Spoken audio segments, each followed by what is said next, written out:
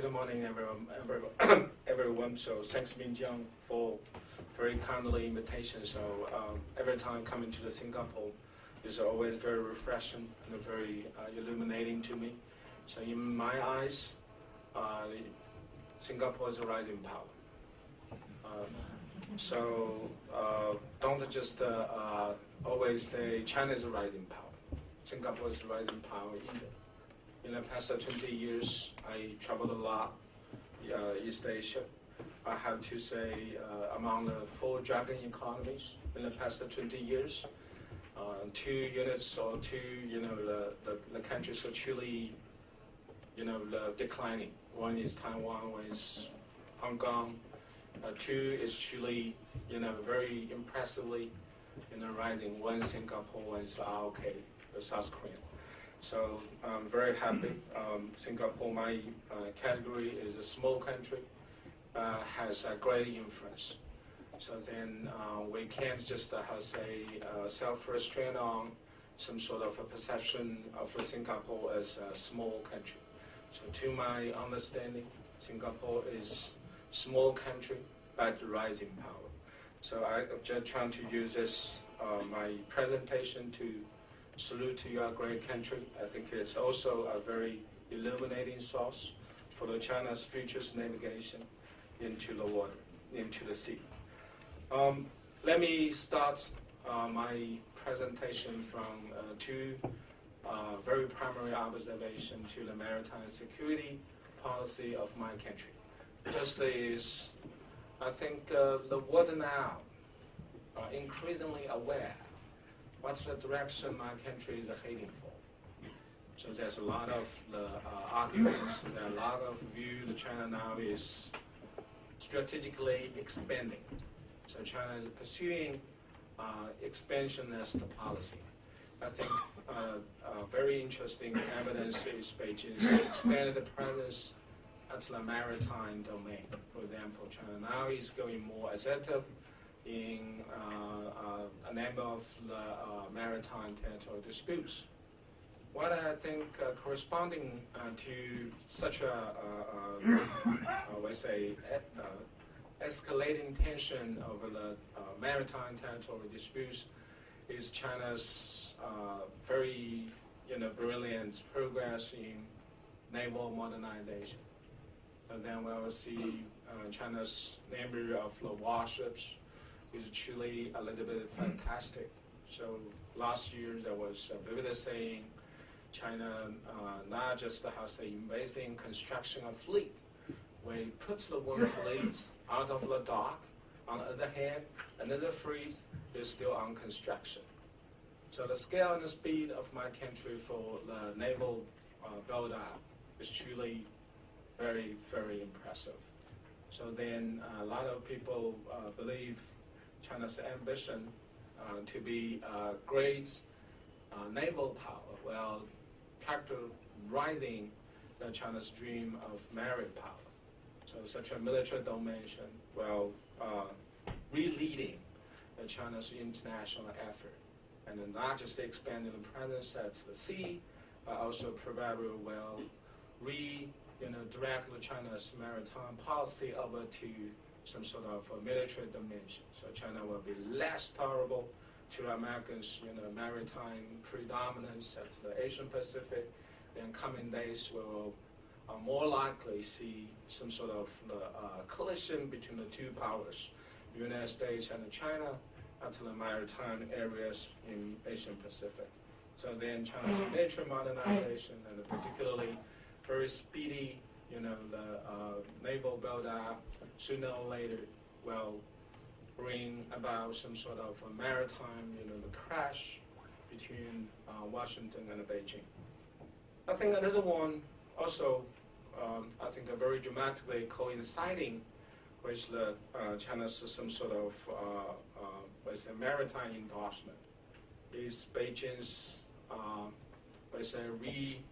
proclamation of the strategic intention. The 18th Party Congress very clearly put forward a new concept. It's called building China into a maritime power. I think such a concept never just emerged in the previous official documents. So what just I say coincides with the escalation of the tension of the territorial disputes at the sea and China's naval build-up progress, then China's re-enunciation of strategic goal to come after a maritime power. I think it is some sort of new evidence. The Beijing's national security strategy, and particularly, the maritime strategy, now switch off. So it's just getting more assertive and more, some sort of, we say, less strength-driven, rather than just, banning on some sort of a traditional, such a good neighbor policy, charm offense. Okay, if we put such things together, then a lot of people speculate that China's maritime security truly switch the course. Then we will see a big sway from the Chinese national security and the maritime policy, also just coming over in a way undeniable. Then the China's maritime policy not just become a leading concern, also will be inevitable, the source of a future instability in Asian Pacific. I just stayed a couple of weeks at the Brookings Institution.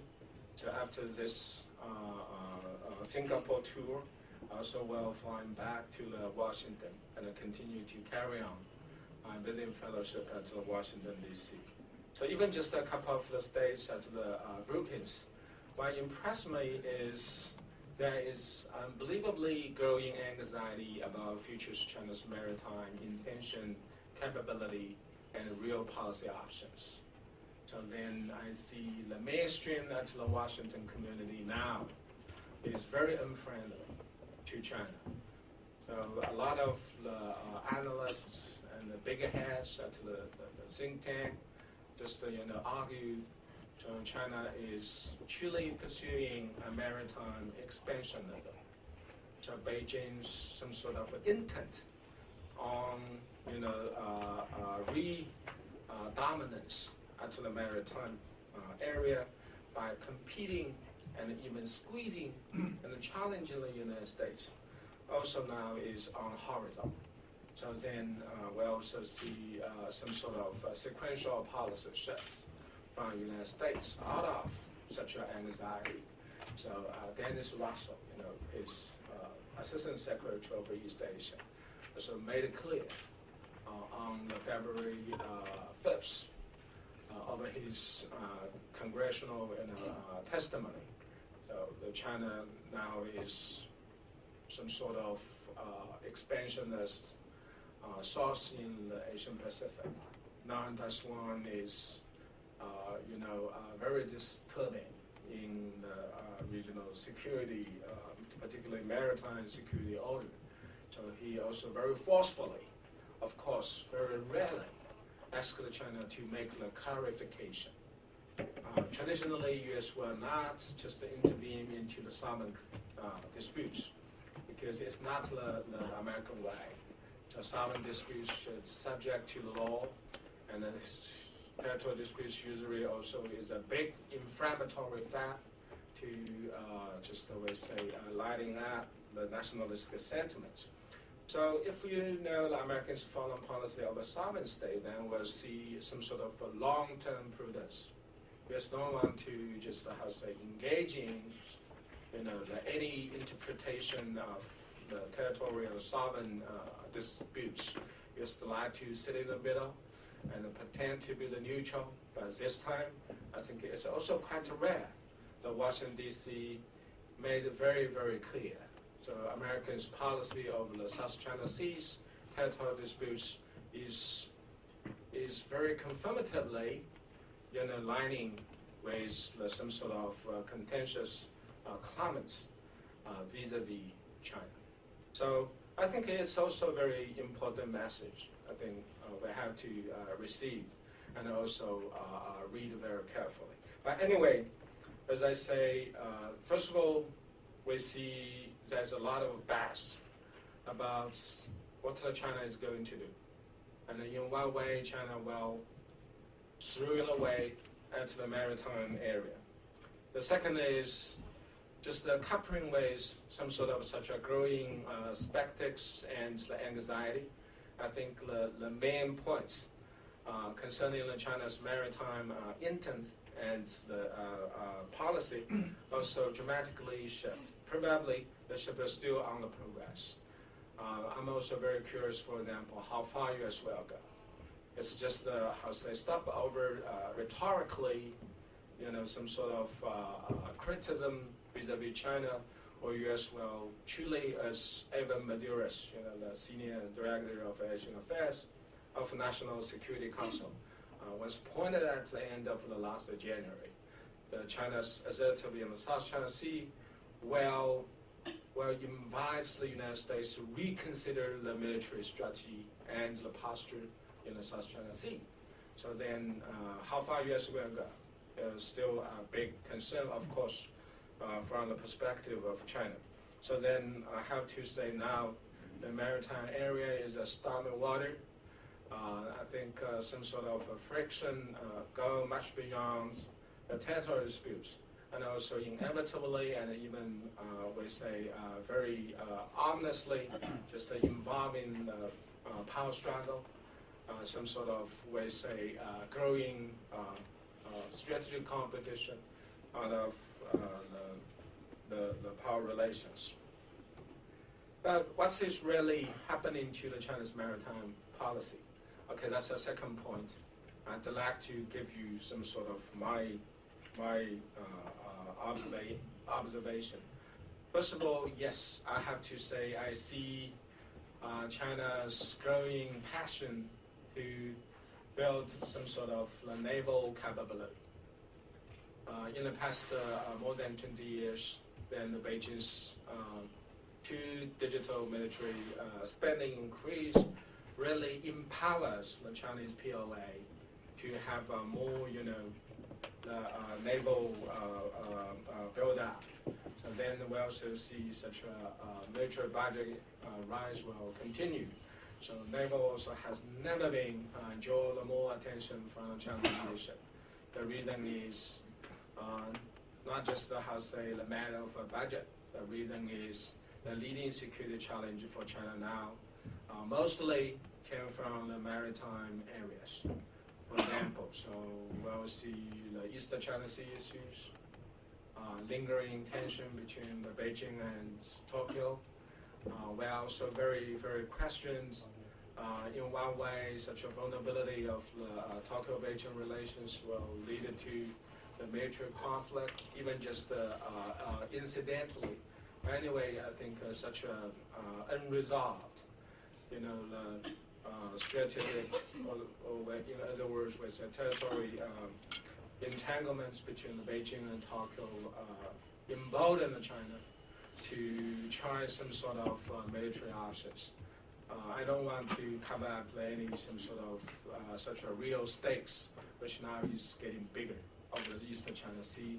As long as the diplomatic standoff always lingers, I see the either side, Tokyo and Beijing, now is truly put into the big perspective. The military option probably should be in preparation. And then Eastern China Sea issue, of course, now is leading source of empowering instability in Asian Pacific. The second one is also, we say, operational stability between the U.S. and China. The States has been conducting military survey vis-a-vis China. So it's called some sort of approaching China's coastal to conduct on regular, the surveillance and reconnaissance. So PLA got very annoyed, got very apathetic. So we are at a very strong arguments on how viable the American's maritime military survey vis-a-vis China could be. So then the Beijing think it's totally harmful passage. U.S. say it's innocent passage, according to UN Cross. But anyway, I think it also reflects some sort of a growing uneasy feeling from Beijing. I consider U.S. probably is conspiring to take the China down.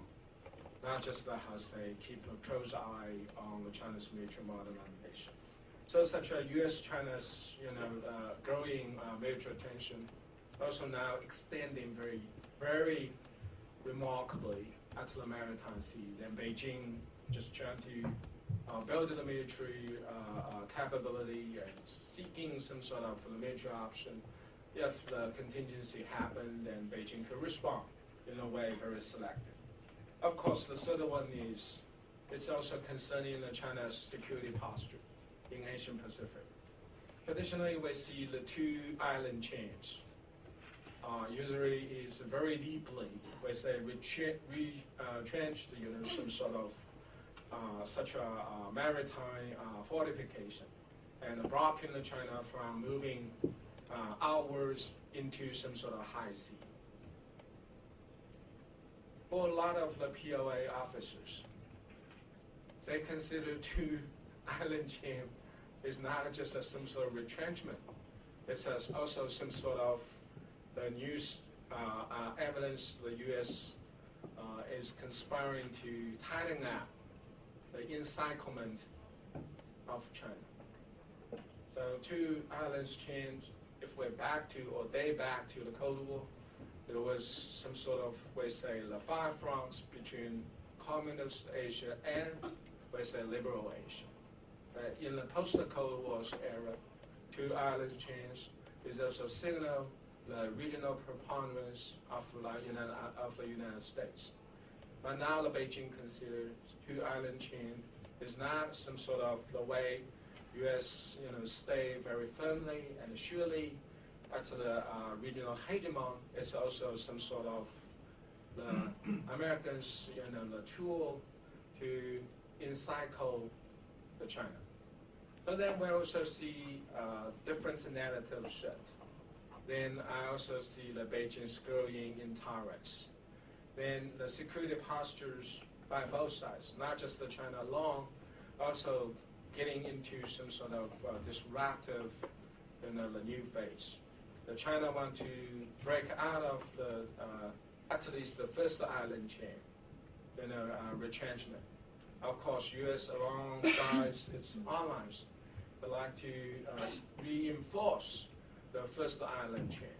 Then we will see the interactions of the first island chain will be a very important factor to affect, the restructuring of the Chinese military gesture at the Asian Pacific. ADIZ. Of course, the decision is the way China to ban out, the dissatisfaction about Japan's arrogance of rejection of, existing territorial disputes. ADIZ effort also could be regarded as some sort of China's, the new endorsement to challenge the first island chain. Then things also intertwined, and then it also, we say, highlights the complexity of a security calculus, not just on the American side, more considerably on the Chinese side. So military and naval build-up will sooner or later just, we say, hiding at the power wrestling between the Beijing and Washington of such a Western Pacific, the area. It be more likely. So Chinese naval now increase the frequency of penetrating some sort of leading water arteries. And it's not just a signaling. It's also show with the China's growing naval weight, then we're tapping into some sort of a new order. So the China's naval presence probably now is requiring some sort of a new international recognition.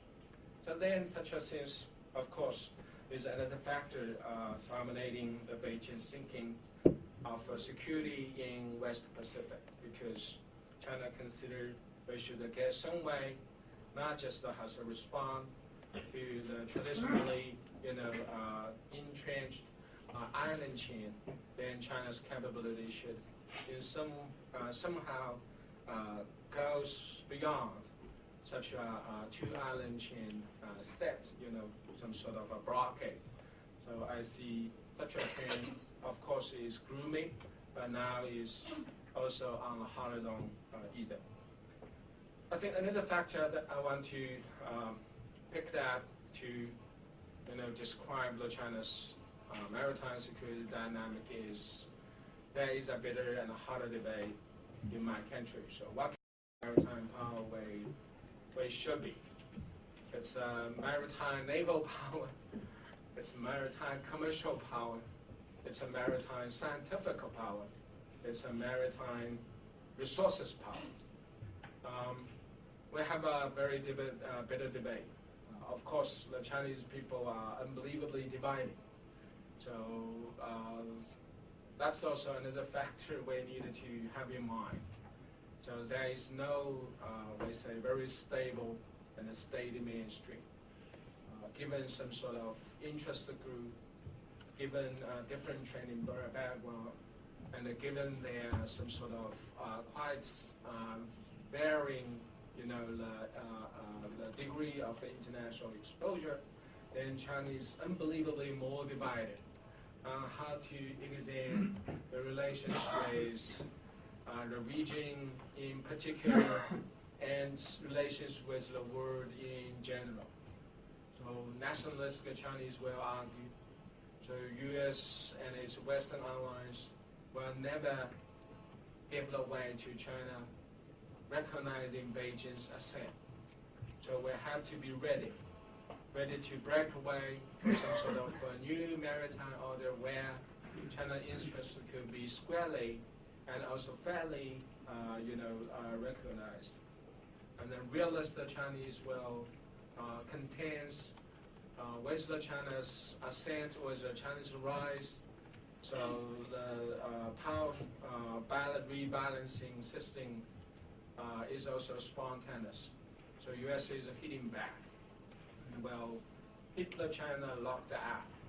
So Beijing's strategic environment is truly deteriorating.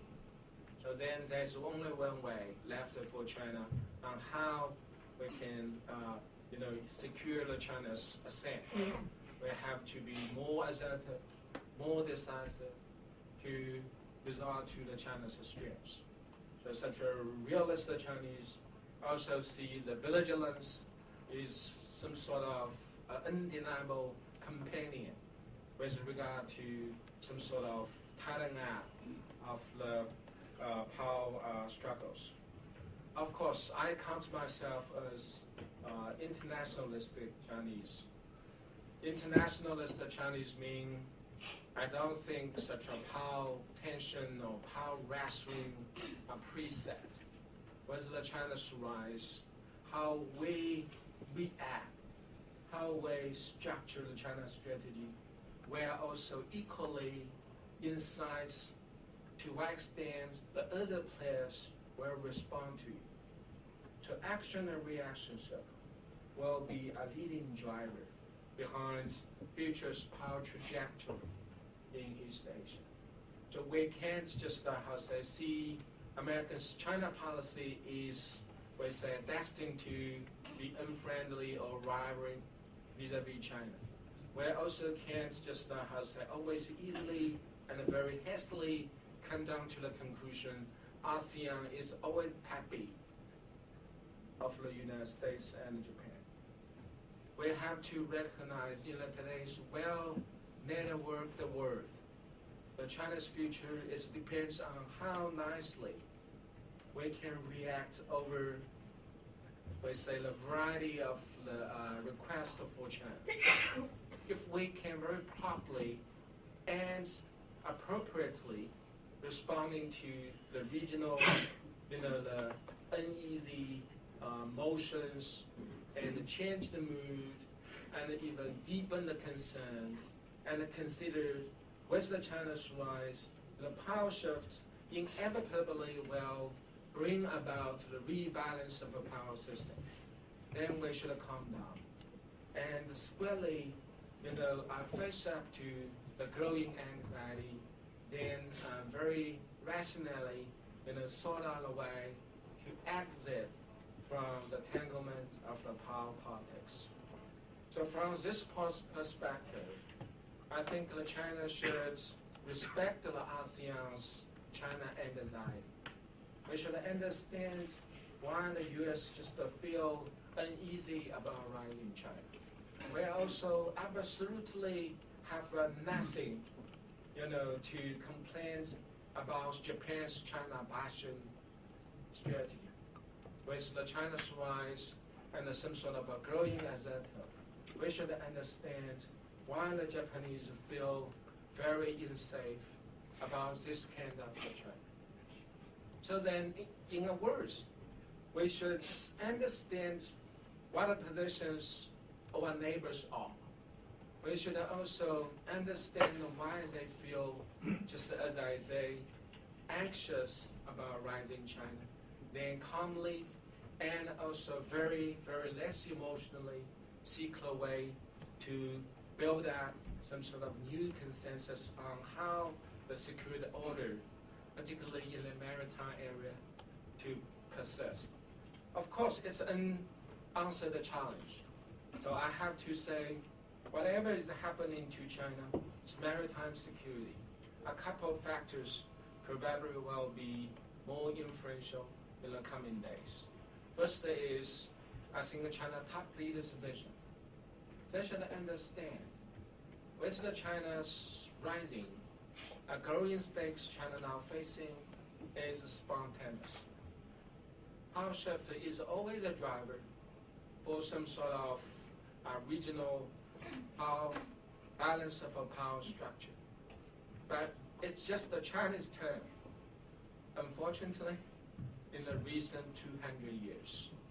So when the China is getting bigger, we should understand any stir, of course, just how say emerging at the Chinese neighborhood is in a way not just to test the China's some sort of goodwill policy, but test the real ability of the China could secure our persistent rise.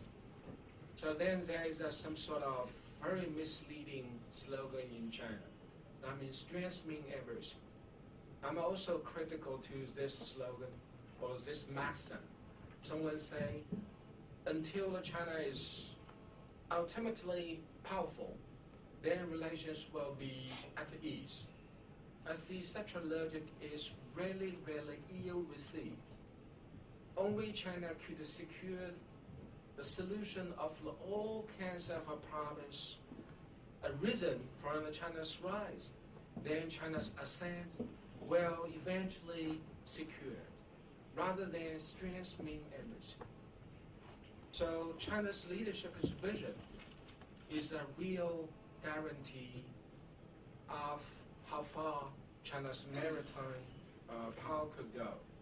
But second, we need to rebuild the domestic consensus to highlight some sort of, we say, reasonable strategic restructuring with regard to the China's growing, security demands and some sort of the Chinese,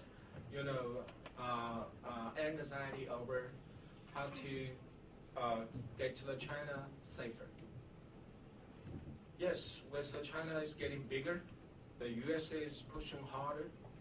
ASEAN is seeking seeking to strike a new nuanced balance among the powers.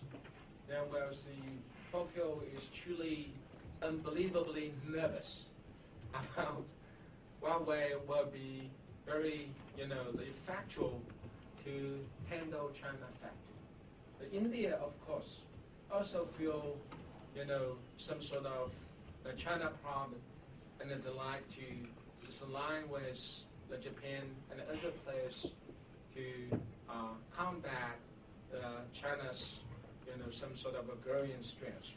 So we should rebuild some sort of domestic consensus on how such a new change could be objectively, of course, and very reasonably re-examined.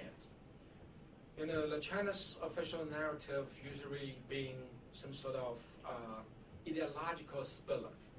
We tend to see there is a natural, you know, discrepancy between the West and the non-West. So whatever the West is supposed to do, they're also intrinsically unfriendly and even hostile to China.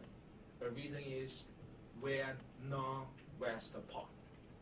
I think such a narrative is really, really harmful because it's a mismatch from China's overhaul gesture of integrating into the world community. Look at today's Chinese. A lot of Chinese coming to the Singapore, spending money, and just feel everywhere is so fancy for them to do the shopping. So today, the leading points attracting the Chinese is we also like to be a rich country. We should also be a rich people.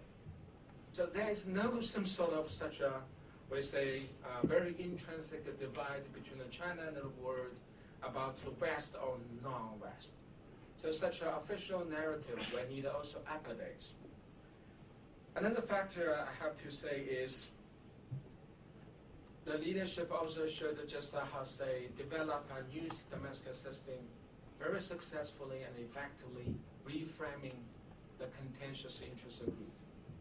For example, Chinese PLA is the biggest interest group, always lobbying very, very furiously about some sort of a deterioration of the China's security environments. That's some sort of deterioration and broadly used as the justification for a rising military budget humming. So I think the leadership and the media should know some sort of such a hawkish PLA people will not be a bigger voice or bigger view in the Chinese opinion, some sort of such a makeup. So then we need to find the mechanism to keep those interest groups in check. Another one is Hainan Island, which is a provincial unit. The Hainan Island's policy usually is also tend to be a little bit confrontational, because as long as the South China Sea is always unsettled water, then it also could assure some sort of growing investment from the central government. I've been to the Hainan many times. Local officials, they usually don't want to see the relations with neighbors over the South China Sea is truly settled down. So they prefer to see some sort of course, a low density tension will benefit them for some sort of resources humming from the government. I think it's also misleading. Hainan province, basically considered it's China's Hawaii. They show me some sort of scenic spots, but any such we say military attention will be very, very undermining its tourist hell status. So we need to also get to the Hainan local leader well informed. Future's Hainan's economic prospect lies largely on a settlement of South China Sea, rather than, we say, some sort of uproaring of a South China Sea. Another biggest, I think, the interest group is Chinese Coast Guard and Beijing's Maritime Bureau administration. They also need some sort of a fresh air of territorial disputes. Then not just make the leaders pay more attention to their job. Then such attention also could just easily facilitate the bigger budget and the big, some sort of policy input from government. So what is a weary part of the story is sometimes I think there's such a laughable interest group-based, the struggle is really staging some sort of very interesting, we say, super opera, super drama. Usually they are fighting with the shadow warrior and easily pointing the fingers to others' nose and pretend to be the hard nose against the outside players. I think it's really unhealthy. So we need a new framework. And keeping all such, I would say, very contentious players in domestic China well-checked and well-framed. Okay, let me come to my conclusion. First of all, I don't see there will be upcoming maritime clash between U.S. and China in West Pacific. Yes, with a very impressively speedy naval build-up, China's Navy truly changed some sort of traditional, impression. Its power projection capability is at the nascent stage. So then that will be some sort of goal in the coming days. Beijing's endorsement to build the power projection capability will very likely extend it. But I don't think in the coming 2 decades, China's Navy will reposition China's maritime strategy. In other words, that means China's naval force will be at any better position to rival the U.S. one and even challenge the Americans' maritime predominance. So at the large, and in other words, at the best, China's naval build-up very primarily is some sort of responsive to the Beijing's growing sense of insecurity if the U.S. would like to reinforce some sort of a containing China policy. So for that long run, upcoming 20 years, China's maritime security posture will be very defensive rather than offensive. Power disparity between the U.S. and China remains stable. Yes, you will see a lot of loose cannons on the Chinese POA and the Chinese media.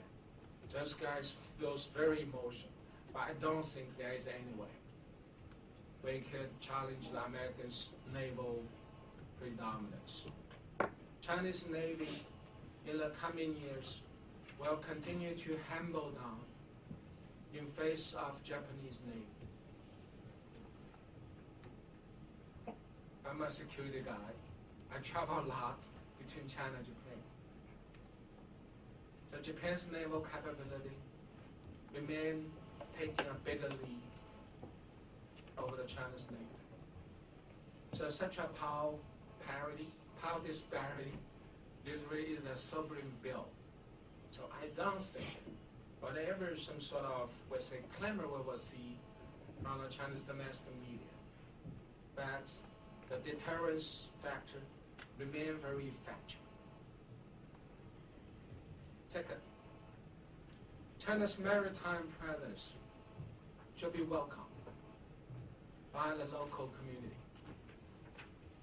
The key challenge is in one way. China's growing maritime presence could offer the common goods for a region. So I prefer to see China will be more like to be, or more, like some sort of maritime commercial power. As President Xi Jinping, during his tour to Malaysia and Indonesia last October, he friendly initiated China's some sort of new idea of building maritime silk love. I think it's a wonderful idea. Why not just make the China-ASEAN's, trade relations jump into some sort of ASEAN plus China plus.